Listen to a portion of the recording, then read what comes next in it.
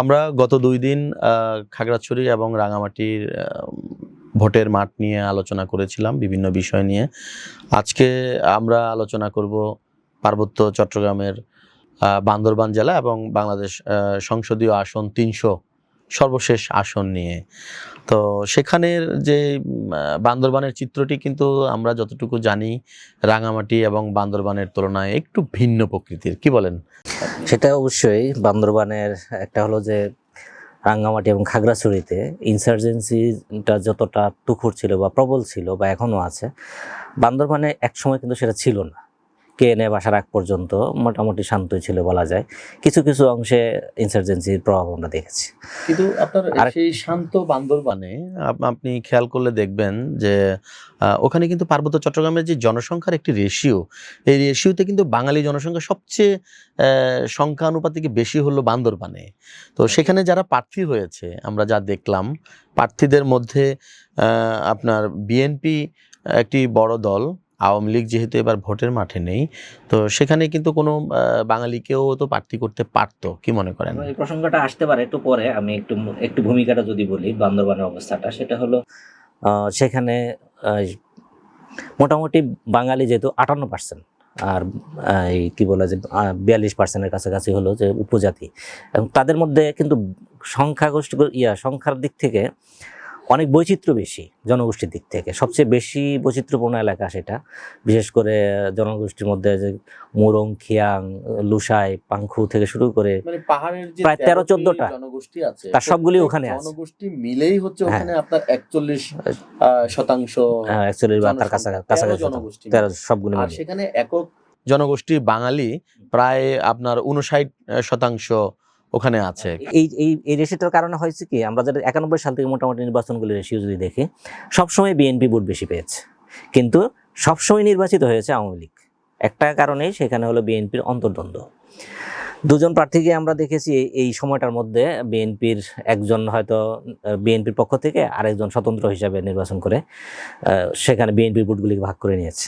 এবং প্রত্যেকবারই দেখেছি এই দুইজনের ভোটের যোগফল আওয়ামী লীগ যে জয়লাভ করছে বারবার, বিশেষ করে হয়েছে কি বলে এই বীর বাহাদুর, সে কিন্তু তার ভোট কিন্তু সবসময় কম ছিল, কম ভোট নিয়েও এই বিএনপি দুই প্রার্থীর কারণে, অন্তর্দ্বন্দ্বের কারণে, গ্রুপিং এর কারণে, তো সেই জায়গায় আপনার আওয়ামী লীগ ভোটের মাঠে নেই এবং আওয়ামী লীগের প্রার্থী নেই। তো এইবার কেমন হবে মনে করছেন? আওয়ামী লীগের প্রার্থী না থাকলেও সেখানে যে সম্ভাবনাটা আছে সেটা হলো, এবারও কিন্তু যখন শাসিং পুজেরিকে দলীয় প্রার্থী ঘোষণা করা হয়েছে, তখন অপর পক্ষ মেমাচিং মারমার যে পক্ষটা আছে, সেটার পক্ষ থেকে কিন্তু বিকল্প প্রার্থীর জন্য তারা বিভিন্ন সময় দাবি দাওয়া তুলেছে, আমরা দেখেছি। বিএনপি নেতা জাবেদকে তার পক্ষে একটা জনমত তৈরি করার চেষ্টা করা হয়েছে, জানানোর চেষ্টা করা হয়েছে, আমরা দেখেছি। এ নিয়ে বেশ বিক্ষোভও হয়েছে। এটার একটা প্রভাব কিন্তু শেষ পর্যন্ত থাকবে। এখন কিন্তু কেন্দ্র মানে আমরা যদি একটু আলোচনা করি আর কি একটু ভিন্নভাবে, মানে যেহেতু পাহাড়ি বাঙালির একটি ইকুয়েশন আছে, সেখানে বান্দরবানে সবচেয়ে বেশি বাঙালি জনগোষ্ঠী থাকার পরেও, এবং সেখানে বাঙালি জনগোষ্ঠীর মধ্য থেকে প্রার্থী দেওয়ার জন্য যোগ্য প্রার্থীর দাবি থাকার পরও কেন সেখানে কখনো আমরা বাঙালি প্রার্থী দেখতে পাই না? এটা আসলে আমাদের জাতীয় রাজনৈতিক দলগুলির যে কেন্দ্রে যারা থাকেন তাদের আসলে দৃষ্টিভঙ্গির ব্যাপার। তারা ধারণা করেই নেন যে সেখানে হয়তো উপজাতীয় কোনো প্রার্থী পেলে নিজেদেরকে অনেকটা সুশীল বা কি বলবো এটাকে, এই সবার কাছে জনপ্রিয় হওয়ার একটা চেষ্টার থেকে এটা হয়তো করে থাকেন। কিন্তু বান্দরবানের যে পরিস্থিতি, সেখানে অনায়াসেই একজন বাঙালি প্রার্থীকে যদি আপনি তাই মনে করেন, তাহলে বারবার কেন ওইখানে আপনার মারমা সম্প্রদায়ের মধ্যে সীমাবদ্ধ থাকে? তাইলে কেউ ওখানে বম, লুসাই বা ওইখানকার তঞ্চঙ্গা, মুরং অন্য একটা সম্প্রদায় থেকে দিয়ে বৈচিত্র্যটা আনে না কেন? আসলে দলগুলির মূল মানে প্রত্যাশা থাকে তার এমপি নির্বাচিত করে নিয়ে আসা। সেক্ষেত্রে বান্দরবানে যেটা হয়, সেখানে হলো যে তাদের যে ওখানকার প্রথাগত যে প্রশাসন আছে, সার্কেল চিফ, সেই সার্কেল চিফটা হলো মারমা সম্প্রদায়ের থেকে। তো যার কারণে তাদের প্রভাবটা বাকি সবার উপরে, এবং আরেকটা বিষয় হলো তারা সংখ্যার দিক থেকেও বেশি, জনসংখ্যার দিক থেকেও উপজাতি জনগোষ্ঠীর মধ্যে। দুইটার প্রভাবের কারণেই মূলত এই মারমাদের থেকে বেশিটাও তো কোনোভাবেই মনে হয় 20% বেশি না। এই 20% হলেও যেটা হয় সেটা হলো যেহেতু সেখানকার সার্কেল চিফ হলো মারমা, তো এবং তার পরিবার থেকে মূলত প্রার্থীগুলি হয়। দেখা যায় হয়তো কেউ মামা, কেউ ভাগিনী, কিংবা কেউ মামি, সেখানে ভাগিনা, আমরা এরকম। অতীতে দেখেছি যে সাথে এবং মিসেস মেমাচিং এর মধ্যে দ্বন্দ্বটা হতে, কিন্তু এইবার আমরা একটু ব্যতিক্রম দেখতে পাচ্ছি। মেমাচিং এবং সাচিংপুর জেরির মধ্যে যদিও দ্বন্দ্বটা অনেক পুরনো এবং এখনো সেই দ্বন্দ্ব লক্ষ্য করা যায়, কিন্তু এইবার মেমাচিং সামনে আসেননি। আমরা এখানে সামনে না আসার কারণ হলে কি, আসলে বিএনপি নেতা জাবেদ এটা আসলে রাজাকে বয়সের কারণে, আমরা যেটা শুনেছি আর কি, যে বয়সের কারণে উনি আসলে মুভ করার মতো এতটা সক্ষম কিনা এই ব্যাপারে একটু সন্দেহ আছে। আপনাকে একটু বিষয় জানতে চাচ্ছি। ধরেন এতদিন যেটা হতো, আপনি বলছেন যে বিএনপির মধ্য থেকে গ্রুপিং এর কারণে সেখানে বারবার বেশি ভোট বিএনপির দুই প্রার্থী মিলে পাওয়ার পরেও ভাগ হওয়ার কারণে সেখানে আওয়ামী লীগ বারবার উইন করেছে। তো এখন যেহেতু আওয়ামী লীগ নেই এবং বিএনপি যেহেতু সাচিংপুর জেরিকে প্রার্থী করেছে, এখন যদি জাবেদ রেজা কোনো কারণে বিদ্রোহী প্রার্থী হিসেবে মাঠে চলে আসে, তখন কি হতে পারে? এইটা যদি আসতেই তো পারে, কিন্তু মাঠের যে সম্ভাবনা, দলীয় রাজনীতির যে বাস্তবতা, সেটা হলো জাবেদ রাজার পক্ষে সম্ভবত সেই সুযোগ নেই। দলীয় কমান্ডের বাইরে গিয়ে নির্বাচন করার মতো যতটুকু আমি যেটা আমার ধারণা, তার হয়তো মাইন্ডসেট ততটা শক্তিশালী না। যদিও মেমাচিং মার্মা কিংবা তার পক্ষের লোকজন হয়তো চেষ্টা করবে। তো এই ক্ষেত্রে যেটা হতে পারে, যদি সে নির্বাচন না করে, তাহলে বিএনপি বিরোধী কোনো বাক্সে তাদের ভোট পড়তে পারে ওই গ্রুপটার। তাহলে সেটা কাকে ইঙ্গিত করছেন, কি ইঙ্গিত করছেন? এইখানে দুটো মানে সম্ভাবনাই আছে। একটা হলো যে এখানে জামাত যেহেতু প্রার্থী আছে, আর বিশেষ করে বান্দরবানে বাঙালির সংখ্যা বেশি। আগে যদিও তাদের ততটা কখনো প্রভাব বিস্তার করার সুযোগ আমরা দেখিনি বা কখনো করেনি, কিন্তু এইবার একটা সুযোগ তাদের আছে, আমরা তো এই সম্ভাবনার কথা আছে। আলোচনাটা শুনেছি, বান্দরবানে জাতীয় নির্বাচন আসলে বান্দরবানের জামায়াতের যে বাঙালি অংশ, বাঙালিরা জামায়াতের যে ভোটাররা আছে, তারা পার্শ্ববর্তী সাতকানিয়া লোহাগাড়ার দিকে চলে যায়, সেখানে গিয়ে তারা তাদের প্রার্থীকে বিজয়ী করার চেষ্টা করে। এইটা আসলে খুব বেশি না সংখ্যায়, এটা যেহেতু তখন সম্ভাবনা, যেমন পাহাড়ে তাদের সম্ভাবনা ছিল না বলে তাদের কর্মীদেরকে ওখানে পাঠাইছে, কিন্তু এখন দেখা গেছে সাতকানিয়ার আসনের হয়তো তারা নিশ্চিত ধরে নিবে যে তারা পাচ্ছে। সেই ক্ষেত্রে তখন তারা নতুন আরেকটা সম্ভাবনা কেন খুঁজবে না? কিন্তু এখানে আরেকটা বিষয় তো আছে, আপনার বান্দরবানে জেএসএস কে তো উড়িয়ে দেওয়ার সুযোগ নেই। বান্দরবানে যতটুকু জানি জেএসএস এরও একটা ভালো অবস্থা আছে এবং সেখানে আপনার যে কেএস মং জেএসএস নেতা, তিনি প্রার্থী হবেন বলে গুঞ্জন শোনা যাচ্ছে। তখন ইকুয়েশনটা কি হতে পারে? জেএসএস এর প্রার্থী কেএস মং মোটামুটি শক্তিশালী প্রার্থী, এটা বলতেই হবে। তবে একটা বিষয় হচ্ছে কি, আগের মতো অবস্থান কিন্তু তার আছে কিনা সন্দেহ আছে। এটা কারণটা হলো দুইটা। একটা হলো কেএনএফ কিন্তু আগে ছিল না, আগের কোনো নির্বাচনের সময় কেএনএফ কখনোই প্রভাবশালী ছিল না বা এই ধরনের কোনো সাউন্ড আমরা শুনিনি। তো কেএনএফ এর মধ্যে প্রভাবশালী জাতিগোষ্ঠী যেটা হলো যে আমরা যারা জানি কি বলে মো, তাদের সাথে যারা আছে কুকি গোষ্ঠীভুক্ত যারা, তারাও কিন্তু সংখ্যায় মোটামুটি ভালো একটা সংখ্যা আছে, একেবারে উড়িয়ে দেওয়ার মতো না। আরও একটা বিষয় হচ্ছে, তাদের প্রভাবাধীন কিছু উপজেলা আছে, বিশেষ করে রুমা, রোয়াংছড়ি, তারপর হচ্ছে না বিলাইছড়ির অংশ, সেটা তো আবার রাঙামাটিতে পড়ছে। তো রোয়াংছড়ি, রুমা, এইগুলিতে তাদের যে প্রভাবটা আছে, তারা কোন দিকে সাপোর্ট করবে এটার উপর একটা ভোটের রেশিও নির্ভর করবে। একটা বিষয় অনেকে ধরে নিচ্ছে হয়তো উপজাতিকে সমর্থন করতে পারে, সেক্ষেত্রে হয়তো জেএসএস প্রার্থীকে সমর্থন দেওয়ার সম্ভাবনা বেশি। কিন্তু আরও একটা বিষয় আমাদের মাথায় রাখতে হবে এক্ষেত্রে, কেএনএফ যখন প্রকাশ্যে আসে বা আমরা যখন আলোচনায় আসতে দেখি, তখন তারা কিন্তু প্রথম আলোচনায় আসে জেএসএস এর ক্যাডাররা কেএনএফ এর 6 জন সশস্ত্র ক্যাডারকে কিন্তু মিজোরামে ধরিয়ে দিয়েছিল। সেটাই আমি সেইখান থেকেই কিন্তু কেএনএফ এর নামটা আলোচনায় আসে এবং জেএসএস এর মধ্যে একটা দ্বন্দ্ব আছে। হ্যাঁ, এই দ্বন্দ্ব ওখান থেকে শুরু। আপনি কিভাবে আশা করছেন যে তাদের ভোটগুলা কোনো কারণে জেএসএস এর দিকে আসতে পারে একটা উপজাতি সম্প্রদায় হিসেবে? বললাম যে উপজাতিকে যদি কখনো তারা ওইভাবে চিন্তা করে, তখন হয়তো সম্ভাবনা আছে, কিন্তু আবার সম্প্রদায়ের চাকমা মধ্যে ইউপিডিএফ জেএসএস যেখানে এক হতে পারে না, সেখানে কেএনএফ কিভাবে এক হবে মনে করেন? আমি সম্ভাবনার কথা বলছি, নানা রকম অপশন আমাদের অবশ্যই সামনে থাকবে।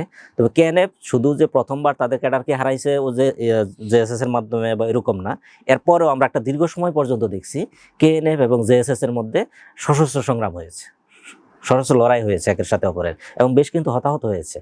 এবং সেই সময় আমরা পার্বত্য নিউজে আমরা একটা নিউজ ব্রেক করেছিলাম, সেটা হলো যে কি জেএসএস এর ফিল্ড কমান্ডারকে সেই সময় নিহত হয়েছিল কেএনএফ এর হামলায়। তো এত বড় ধরনের ঘটনা তাদের মধ্যে আছে।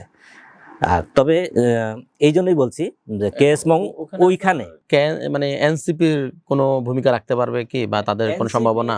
বান্দরবানে এনসিপির অবস্থা কি? এনসিপির যে অবস্থা সেটা হলো তারা পরীক্ষায় বসেনি কখনো, অর্থাৎ তাদের যোগ্যতা কতটুকু এইটা এই মুহূর্তে বলা আসলে মুশকিল।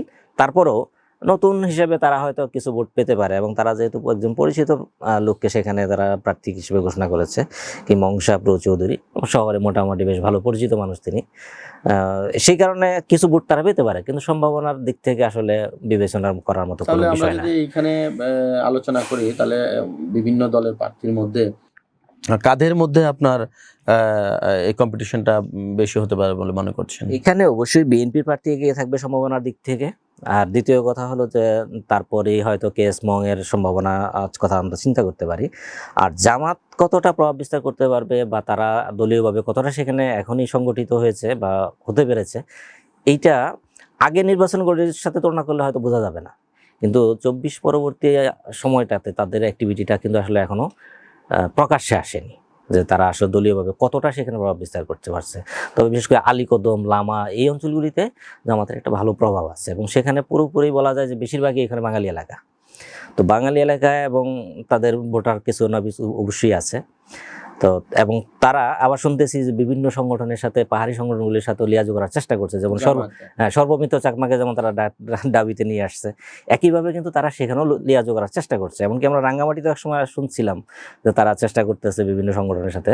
তার মানে কি বলা যায় যে আসলে জামাতের অবস্থানটা ঠিক ভোটের পরেই বোঝা যাবে তাদের এই প্রচেষ্টাটা কতটুকু কাজে আসবে? এটা ভোটের পরে না, এটা বলতে গেলে আমরা যখন দেখবো যে প্রার্থী যখন প্রচারণায় নামবে তখন থেকে কিছুটা কিছুটা অনুভব করা শুরু হবে হয়তো, এবং সে যত ভোটের দিন এগিয়ে আসবে ততই হয়তো আর একটু গভীরে যাওয়ার সুযোগ হবে যে আসলে কার সাথে কার বা কথা বলার টোন কার কোন দিকে, এটা হয়তো স্পষ্ট হতে থাকবে। যেহেতু বান্দরবানে বাঙালি জনগোষ্ঠী বেশি এবং সেখানে বাঙালি প্রার্থীও আছে, সেই দৃষ্টিকোণ থেকে চিন্তা করলে ওনার সম্ভাবনা কেমন? বাঙালি আসলে জাতীয় নির্বাচনে কখনো ওই বাঙালি আর পাহাড়ি চিন্তা থেকে বাঙালিরা ভোট দেয় না। পাহাড়িরা হয়তো সে চিন্তা করে, কিন্তু বাঙালিরা আসলে মার্কা চিন্তা করে, এটা একটা সমস্যা আছে ওখানে।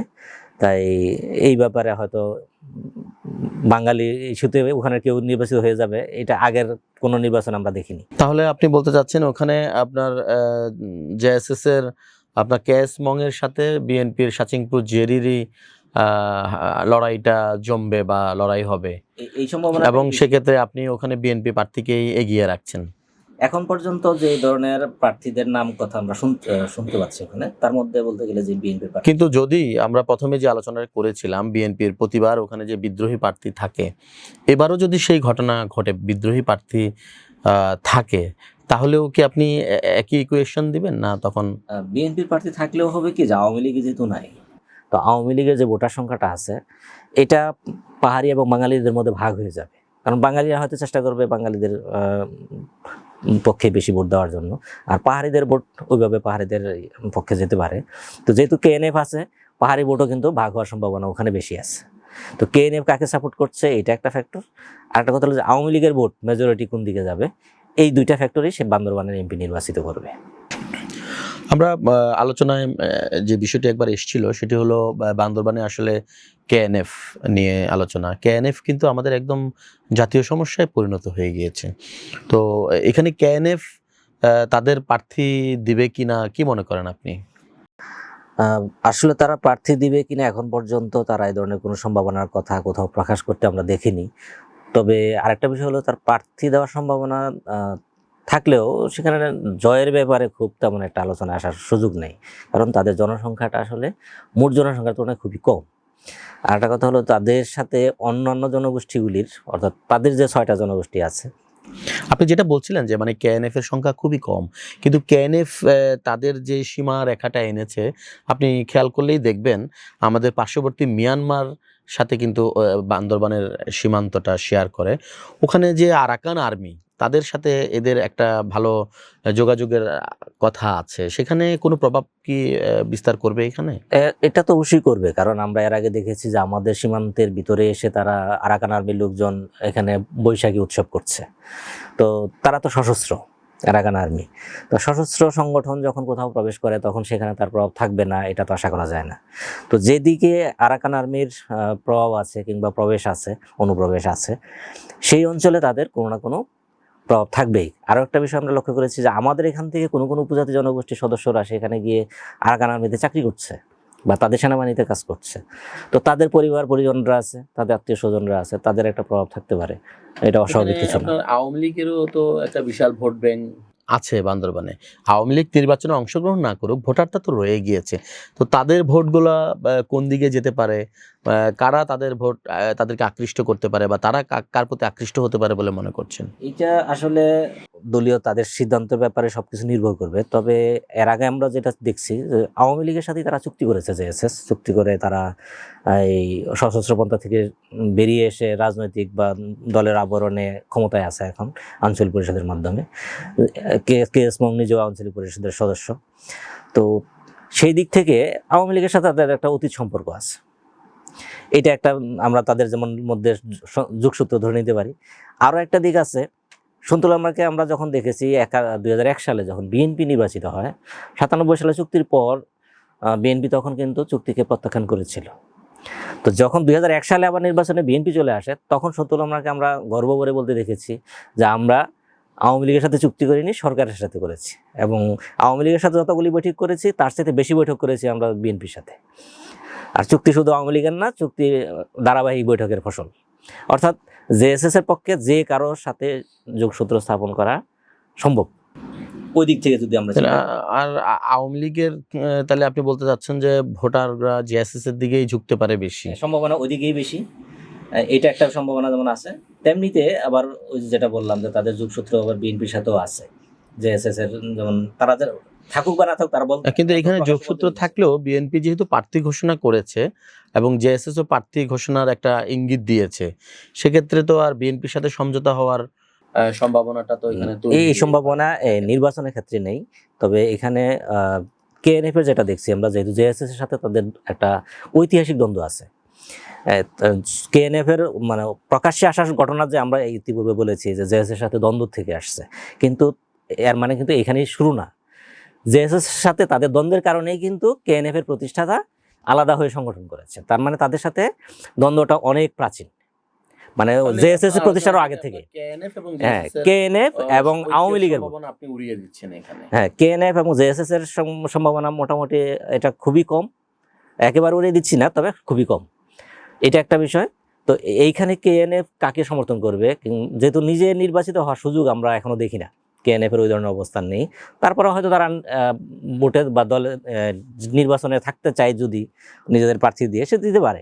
তাহলে মানে দাঁড়াচ্ছে হলো বান্দরবানের বিষয়টা আসলে ক্লিয়ার হবে যখন সকল প্রার্থীরা মনোনয়ন দাখিল করবেন, কারা প্রার্থী হচ্ছেন, কোনো বিদ্রোহী প্রার্থী হচ্ছে কিনা, কোনো দলের সাথে কোনো দলের আপনার সমঝোতা হচ্ছে কিনা, সেটা আঞ্চলিক বা জাতীয়। এরপরেই আসলে তাহলে বান্দরবানের বিষয়টা সামনে আসবে বা ক্লিয়ার হবে বলে মনে হচ্ছে। আমরা এটুকু আলোচনা যতটুকু বুঝতে পারছি, আমাদের দেখতে হবে সেখানে বিএনপির বিরোধী কোনো বা অন্তদ্বন্দ্বের ফল কোন প্রার্থী থাকে কিনা, এটা একটা ফ্যাক্টর। আর কেএনএফ থেকে কোনো প্রার্থী থাকছে কিনা, এটা একটা ফ্যাক্টর। আর তৃতীয়ত হলো যে আওয়ামী লীগের ভোটার, মেজরিটি ভোটার কোন দিকে যাচ্ছে। এই তিনটা ফ্যাক্টরই এখন আমরা ধরে রাখতে পারি যে এই তিনটা ফ্যাক্টরের উপরে ডিপেন্ড করবে বান্দরবানের এমপি কে হচ্ছে। তবে সেটা আরো কনফার্ম হওয়া যাবে নির্বাচনের নিয়ে আসলে। তাহলে আমাদেরকে সেই পর্যন্ত অপেক্ষা করতে হবে যে যখন মনোনয়ন দাখিল করবে প্রার্থীরা চূড়ান্ত হবে, সে পর্যন্ত আমাদেরকে অপেক্ষা করতে হবে। তাহলে সেটা অবশ্যই আমার মনে হয় এই ততক্ষণ পর্যন্ত আমরা পর্যবেক্ষণে রাখতে পারি। শুধু দর্শক, পার্বত্য নিউজের আজকের আলোচনায় যারা আমাদের আলোচনা দেখলেন তাদের সবাইকে আন্তরিক কৃতজ্ঞতা ও ধন্যবাদ জানাচ্ছি। একই সাথে আমরা আলোচনার শেষ দিকে কিছু কনক্লুশন টানতে চাই। এইভাবে আমরা 3টি পার্বত্য জেলার 3টি সংসদীয় আসন নিয়ে যে আলোচনা করেছি, তার মোটামুটি সামারি যদি আমরা করি, সেটা হলো বান্দরবানে এখন পর্যন্ত বিএনপি প্রার্থী এগিয়ে থাকবেন। তবে তার এগিয়ে থাকার শেষ পর্যন্ত নিশ্চিত হবে কিনা সেটা কয়েকটা ফ্যাক্টর উপর নির্ভর করবে। এক, কেএনএফ প্রার্থী দিবে কিনা কিংবা কেএনএফ কাকে সমর্থন করবে, এটা একটা বিষয়। দ্বিতীয়ত হলো আওয়ামী লীগের ভোটার সংখ্যা মেজরিটি কার দিকে ঝুঁকবে। তৃতীয়ত আরেকটা বিষয় থাকবে, সেটা হলো যে বিএনপি ইতিপূর্বে যতবার নির্বাচনে অংশগ্রহণ করেছে প্রত্যেকবারেই তার দলে দলীয় কুন্দলের কারণে দ্বিতীয় প্রার্থীকে আমরা দেখেছি। এবারও তেমন কোনো প্রার্থী থাকবেন কিনা এটা একটা ফ্যাক্টর। এই তিনটি ফ্যাক্টর উপর ডিপেন্ড করেই মূলত এবারের বান্দরবানের নির্বাচনটা হতে যাচ্ছে আশা করছি। আর নির্বাচন যত এগিয়ে আসবে সেটা আরও বেশি স্পষ্ট হবে, আপনারাও বুঝতে পারবেন, আপনারাও যারা মাঠে আছেন তারা তো আরও ভালোভাবে পর্যবেক্ষণ করবেন আশা করি। দ্বিতীয়ত, রাঙামাটিতে এখন পর্যন্ত জেএসএস প্রার্থীর সম্ভাবনার কথাই মাঠে ঘাটে বেশি শোনা যাচ্ছে। তবে যেহেতু আওয়ামী লীগের প্রার্থী নেই, সেই দিক থেকে বিএনপির সম্ভাবনাও কেউ উড়িয়ে দিচ্ছে না। আরেকটা বিষয় হচ্ছে সেখানে ইউপিডিএফ এর একটা মোটামুটি একটা ভোট আছে, এই ভোট কাকে সমর্থন করবে এটা একটা ফ্যাক্টর থাকবে। এইসব ফ্যাক্টর চিন্তা করে শেষ পর্যন্ত আমরা অপেক্ষা করব যে প্রার্থী কারা হচ্ছেন এবং কোন দল থেকে কাকে প্রার্থী করা হচ্ছে। এখন পর্যন্ত সবাই তো সম্ভাবনাময় প্রার্থী, নাম ঘোষণা করা হলেও এটাই শেষ পর্যন্ত থাকবে কিনা আমরা এখনই নিশ্চিত করে বলতে পারছি না। তো তারপরেও আমরা ধরে নিচ্ছি যে রাঙ্গামাটিতে এখন পর্যন্ত জেএসএস এর প্রার্থী এগিয়ে থাকার সম্ভাবনা আছে। তৃতীয়ত, খাগড়াছড়িতে ইতিপূর্বে আমরা দেখেছি ওয়াদুদ ভূঁইয়ার ব্যাপক জনপ্রিয়তা। তিনি 2001 সালে এমপি হয়েছেন, এবারও তিনি জনপ্রিয়। তিনি শুধু বাঙালিদের মধ্যে না, পাহাড়িদের মধ্যেও তার জনপ্রিয়তা আছে। তবে সেখানে ইউপিডিএফ একটা ফ্যাক্টর অবশ্যই, আওয়ামী লীগ যেহেতু নেই ইউপিডিএফ অবশ্যই ফ্যাক্টর হবে। তবে ইউপিডিএফ আরও একটা প্রচেষ্টা চালাচ্ছে, অন্যান্য যেসব আঞ্চলিক সংগঠন আছে তাদেরকেও তারা আহ্বান জানিয়েছে সমন্বিত প্রার্থী দেওয়ার। যদি তারা সেটা সক্ষম হয় তখন হয়তো ভিআর জন্য একটা চ্যালেঞ্জ হতে পারে। তবে এটা আসলে তারা আহ্বান জানালেই সেটার সম্ভাবনা কতটুকু এটা এখনই বলা মুশকিল। তবে নির্বাচনের শেষ প্রান্তের দিকে অথবা প্রার্থীদের যখন উইথড্র করার তারিখ শেষ হবে তখন থেকে হয়তো বিষয়টা আরও স্পষ্ট হতে থাকবে। আশা করি আপনারাও পর্যবেক্ষণ রাখবেন। ধন্যবাদ সবাইকে।